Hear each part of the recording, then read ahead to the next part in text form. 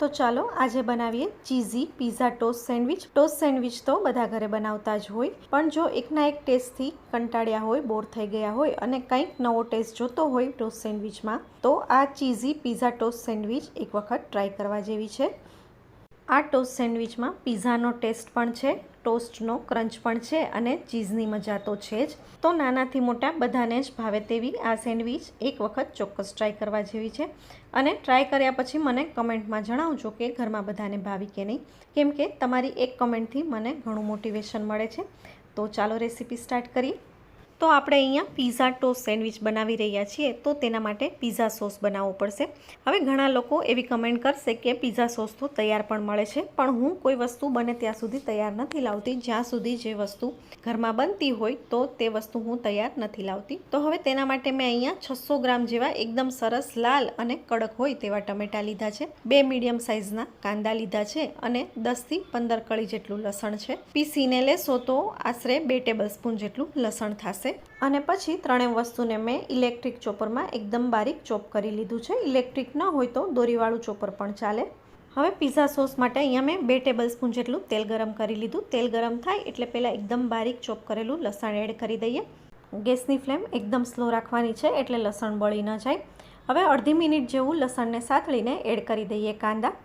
ગેસની flame slow જ રાખવાની છે જેથી કાંદા લસણ બળી ન જાય. હવે અત્યારે હું અહીંયા 4 જણ માટે સેન્ડવિચ બનાવી રહી છું, તો પીઝા સોસ આટલો બધો નહીં જોઈએ સેન્ડવિચમાં, પણ આગળ કામ લાગે એટલે મેં થોડી ક્વોન્ટિટી વધારે લીધી છે દરેક વસ્તુની. જો તમારે ઓછી કરી નાખવી હોય, અડધી ક્વોન્ટિટી કરવી હોય તો તે રીતે પણ ચાલે. સેન્ડવિચમાં બહુ વધારે પડતો પીઝા સોસ નહીં જોઈએ. હવે કાંદા થોડા બ્રાઉન થાય, ટ્રાન્સપરન્ટ જેવા દેખાય એટલે મસાલો કરી લેવાનો છે. તો મસાલામાં સ્વાદ પ્રમાણે મીઠું, મેં ટમેટાના ભાગનું મીઠું પણ અત્યારે નાખી દીધું છે. 2 ટીસ્પૂન કાશ્મીરી લાલ મરચું, સોસનો કલર એકદમ સરસ આવે એટલે. 1 ટીસ્પૂન કાળા મરીનો powder, 1 teaspoon chilli flakes, 1 teaspoon oregano. મારી પાસે અત્યારે ઓરેગાનો નહોતો એટલે મેં મિક્સ હર્બ્સ નાખેલા છે અને તે પણ ચાલે. અને 1 ટીસ્પૂન જેટલું બટર એડ કરીને એકદમ બરાબર મિક્સ કરી લઈએ. ગેસની ફ્લેમ સ્લો જ રાખવાની જેથી મસાલા બળી ન જાય. અત્યારે મેં અહીંયા 2 થી 3 ટેબલ સ્પૂન જેટલું પાણી એડ કર્યું છે જેથી મસાલા દાજી ન જાય અને એકદમ સરસ કૂક થઈ જાય. હવે ધીમા ગેસની ફ્લેમ પર 1 મિનિટ જેવું મસાલાને સાતળી લીધા પછી એડ કરી દઈએ ટમેટાં.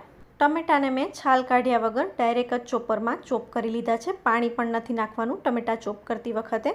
મેં ઇલેક્ટ્રિક ચોપરમાં ચોપ કર્યા છે, પણ જો ન હોય તો મિક્સરના પલ્સ મોડ પર પણ ટમેટાં આ રીતે ચોપ થઈ જશે. ટમેટાં એડ કર્યા પછી હવે એડ કરવાની છે 2 ટેબલ સ્પૂન જેટલી ખાંડ. પીઝા સોસમાં થોડી ખાંડ હોય જ છે. અને 1 ટેબલ સ્પૂન જેટલો ટોમેટો કેચઅપ. પીઝા સોસ થોડો ખાટો મીઠો અને તીખો હોય તો જ એકદમ સરસ લાગે છે સ્વાદમાં. હવે ટમેટાની અંદર જે કાંઈ પણ પાણીનો ભાગ હોય તે અને આપણે ખાંડ નાખી છે તેનું પણ થોડું પાણી થશે. બધું જ પાણી એકદમ સરસ બળી જાય અને તેલ ઉપર આવી જાય ત્યાં સુધી સોસને થવા દેવાનો છે. સોસમાં હજી થોડું પાણી છે, પણ આ સ્ટેજ પર એક વખત ટેસ્ટ કરીને જે કાંઈ પણ વધઘટ હોય મસાલાની તે કરી લેવાની.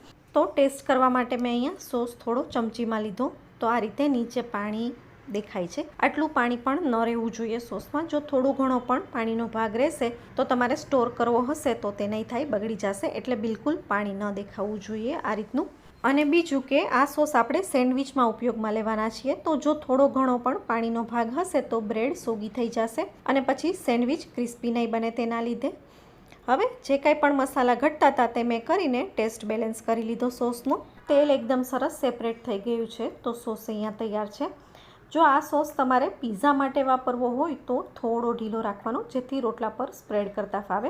અહીંયા મેં સેન્ડવિચ માટે બનાવેલો છે એટલે થોડો સોસ કઠણ કરી લીધો છે જેથી બ્રેડ સોગી ન થઈ જાય. સોસ અહીંયા તૈયાર છે તો ઠંડો થવા દઈએ અને હવે આગળની તૈયારી કરીએ. હવે એક પેનમાં 1 ટેબલ સ્પૂન જેટલું તેલ લઈને કેપ્સિકમ અને કાંદાને સાતળવાના છે. પીઝામાં તમારે જે કાંઈ પણ નાખવું હોય તે લઈ શકાય, પણ મેં અહીંયા રેડ અને ગ્રીન કેપ્સિકમ અને કાંદા એમ 3 વસ્તુ જ લીધી છે. મકાઈ પણ તમે ખાતા હોય, ભાવતી હોય તો તે પણ લઈ શકાય. હવે આ વેજીટેબલને ગેસની હાઈ ફ્લેમ પર 5 મિનિટ માટે સાતળવાના છે. મીઠું કે ચાટ મસાલો કોઈ પણ વસ્તુ અત્યારે નથી નાખવાની. જો મીઠું નાખશો તો વેજીટેબલ તેનું પાણી છોડશે અને તેના લીધે વેજીટેબલ સોફ્ટ થઈ જશે. વેજીટેબલનો ક્રંચ પણ જળવાઈ રહેવો જોઈએ અને તે થોડા કૂક પણ થઈ જવા જોઈએ તે રીતે તેને સાતળી લેવાના છે. હવે અહીંયા ઘણા લોકોને પ્રશ્ન થશે કે કેમ સાતળીને લેવાના, કાચા ન લઈ શકાય? પણ કાચા વેજીટેબલ કરતાં આ રીતે થોડા સાતળીને લીધેલા વેજીટેબલનો સ્વાદ વધારે સરસ આવે છે સેન્ડવિચમાં. વેજીટેબલ એકદમ સરસ કૂક પણ થઈ ગયું છે અને તેનું પાણી પણ બળી ગયું છે.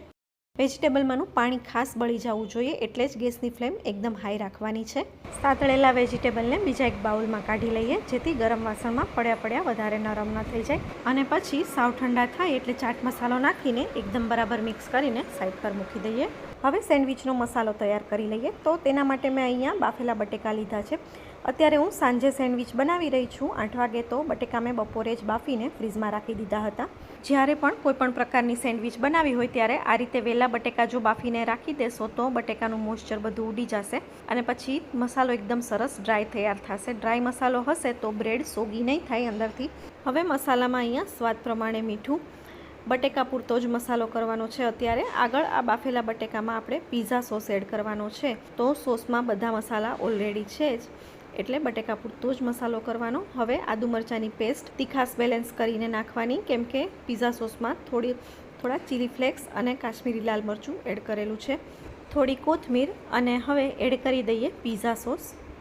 તો અત્યારે મેં 2 ચમચા જેટલો પીઝા સોસ એડ કર્યો. પહેલાં એક વખત મિક્સ કરીને જોઈ લેવાનું કે વધારે સોસની જરૂર છે કે નહીં. જો જરૂર હોય તો વધારે એડ કરવાનો, પણ આ માવો વધારે પડતો ઢીલો ન થઈ જાય તેનું ધ્યાન રાખવાનું, નહીંતર બ્રેડ સોગી થઈ જશે. અને બને ત્યાં સુધી આ રીતે ચમચાથી જ મસાલો મિક્સ કરો તો વધારે સારું. જો મસાલો કદાચ વધે તો એવો ને એવો રહી. હાથેથી મિક્સ કરેલો મસાલો ઘણી વખત ચીકણો થઈ જાય છે. એકદમ બરાબર મિક્સ કરી લીધા પછી અત્યારે મને લાગે છે કે હજી થોડો પીઝા સોસ ચાલશે. બટેકા હજુ ડ્રાય છે, વાંધો નહીં આવે સોસ એડ કરીશ તો મેં ફરી પાછો થોડો સોસ એડ કરી દીધો. બટેકાની અંદર જેટલો પીઝા સોસ વધારે હશે એટલો સેન્ડવિચનો સ્વાદ વધારે સરસ આવશે. અને એ ક્યારે બનશે? જ્યારે બટેકા વહેલા બાફીને રાખેલા હશે અને એકદમ સરસ ડ્રાય હશે તો જ વધારે પીઝા સોસ સમાશે બટેકાની અંદર. હવે સેન્ડવિચ બનાવવા માટે બધી જ વસ્તુ અહીંયા તૈયાર છે. મેં પ્રોસેસ્ડ ચીઝ લીધું છે ખમણીને, થોડું મોઝરેલા ચીઝ પણ લીધું છે, બટર છે, બનાવેલો બટેકાનો મસાલો છે, સાતળેલા વેજીટેબલ, ચીલી ફ્લેક્સ, ઓરેગાનો અને ચાટ મસાલો. હવે અહીંયા આપણે પીઝા ફ્લેવરની ટોસ્ટ સેન્ડવિચ બનાવી રહ્યા છીએ એટલે મેં ગ્રીન ચટણી નથી લીધી. તમારે જો ગ્રીન ચટણી લગાવી હોય બ્રેડની ઉપર તો તમે લઈ શકો છો. બ્રેડ પર બટર લગાવી દીધા પછી હવે જે બટેકાવાળો મસાલો બનાવીને રાખેલો છે તે લગાવી દઈએ. હવે સાતળેલા જે વેજીટેબલ રાખેલા છે તે છૂટા છૂટા ગોઠવી દઈએ જે રીતે આપણે પીઝાના રોટલા પર ગોઠવીએ તે રીતે. હવે અહીંયા જો તમે કાચા વેજીટેબલ લ્યો અને એ વેજીટેબલ ગરમ થાય અને તેમાંથી જે પાણી નીકળે તેના લીધે બ્રેડ સોગી થઈ જાય.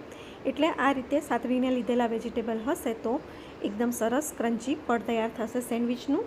હવે વેજીટેબલની ઉપર એડ કરી દઈએ ગ્રેટેડ પ્રોસેસ ચીઝ અને મોઝરેલા ચીઝ. હવે ઉપરથી થોડા ચીલી ફ્લેક્સ, ઓરેગાનો અને ચાટ મસાલો સ્પ્રિંકલ કરી દઈએ. મારી પાસે અહીંયા સેન્ડવિચ મસાલો નહોતો એટલે મેં ચાટ મસાલો લીધો છે. અને ફરી પાછી બ્રેડને બટર લગાવીને ઉપર કવર કરીને હવે ટોસ્ટ કરી લઈએ સેન્ડવિચ. ગ્રીલરમાં નીચેની સાઈડ પણ થોડું બટર લગાવી દીધું અને બ્રેડની ઉપરના ભાગમાં પણ બટર લગાવી દીધું છે એટલે પડ એકદમ સરસ ક્રિસ્પી તૈયાર થાય. આવું ગ્રીલ મશીન જો તમારી પાસે ન હોય તો જે ગેસ પર આપણે ટોસ્ટ બનાવીએ છીએ તે ટોસ્ટરમાં પણ આ સેન્ડવિચ બહુ જ સરસ થાય છે. તો તૈયાર છે અહીંયા ગરમા ગરમ ચીઝી પીઝા ટોસ્ટ સેન્ડવિચ. તો કેવી લાગી આ ચીઝી પીઝા ટોસ્ટ સેન્ડવિચની રેસીપી? જો રેસીપી ગમી હોય તો લાઇક શેર કરીને ચેનલને સબસ્ક્રાઈબ કરવાનું ભૂલતા નહીં.